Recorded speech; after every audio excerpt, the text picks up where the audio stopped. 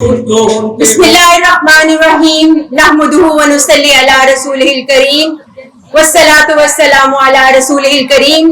میری محترم باہمت اور باشعور بہنوں، بیٹیوں اور ماؤں، السلام علیکم ورحمۃ اللہ۔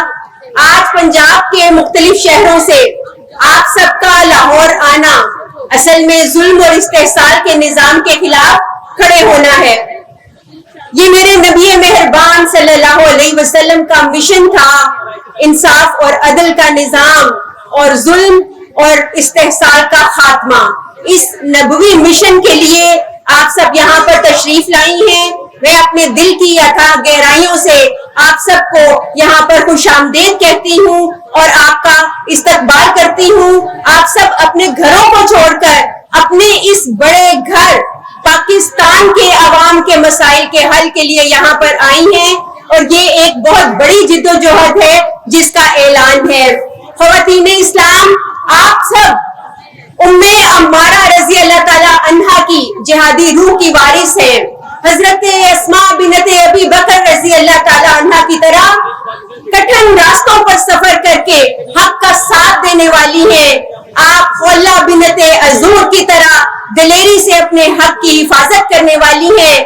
آپ سب حضرت امی عائشہ رضی اللہ تعالی عنہا کی وارث ہیں کہ جب مسند علم ہو تو وہاں پر علم کی مسند بھی سنبھالنی ہے، اور جب میدان عمل میں بلایا جائے تو وہاں پر بھی آپ حاضر ہوں گی، اور کوئی خوف، کوئی رکاوٹ، کوئی وسوسہ آپ کا راستہ نہیں روک سکے گا۔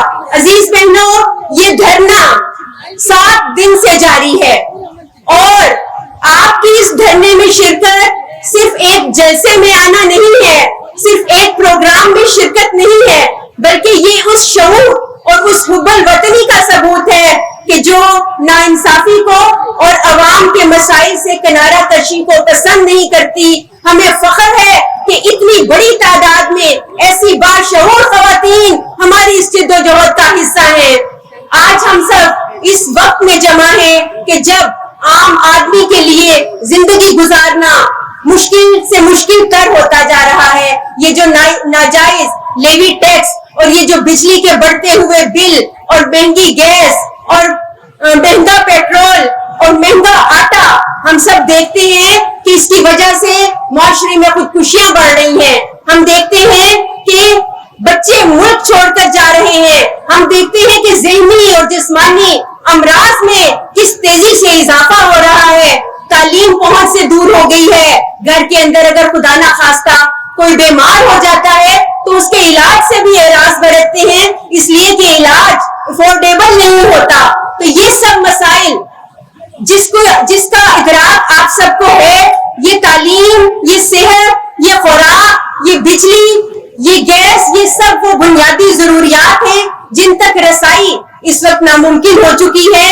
ایک ماں جو گھر کی محدود آمدن کے اندر اپنے گھر کا بجٹ بناتی ہے، اسے یہ بجٹ مینج کرنا بھی مشکل ہو چکا ہے۔ وہ بچوں کی تعلیم بھی چاہتی ہے، وہ علاج کی سہولت بھی چاہتی ہے، وہ اچھی خوراک بھی چاہتی ہے۔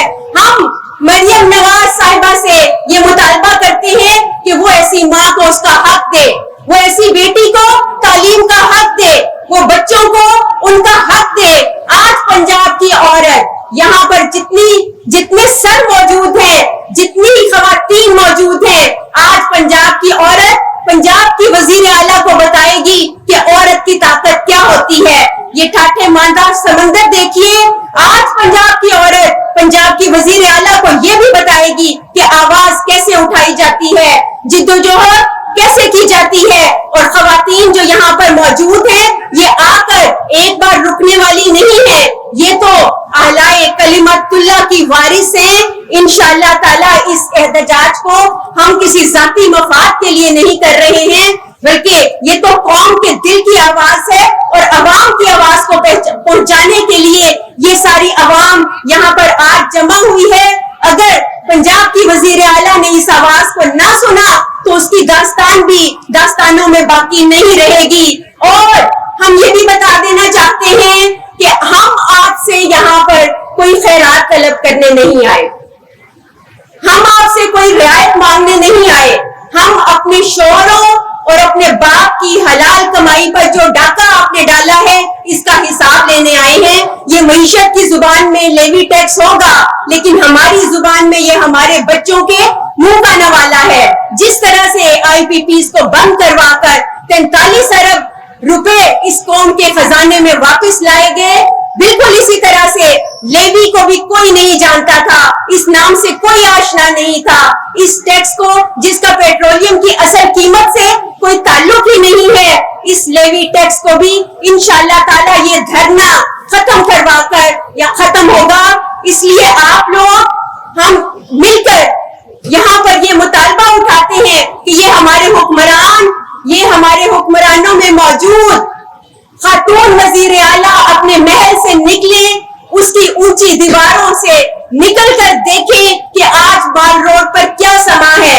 ہم چاہتے ہیں کہ وہ اپنی بلٹ پروف گاڑیوں کے شیشے نیچے کر کے دیکھیں کہ آج یہاں پر دنیا ایک طرف کرگس کا جہاں دیکھ رہی ہے اور دوسری طرف مال روڈ پہ شاہین کا جہاں بھی دیکھ رہی ہے, جہاں پر سر ہی سر ہے, جہاں پر قوت ہے, جہاں پر ایک آواز ہے, جہاں ایک مطالبہ ہے. اور ہم یہ بھی بتا دیں کہ ہم سب لوگ عزت اور وقار والے لوگ ہیں, ہم عزت و وقار والی خواتین ہیں.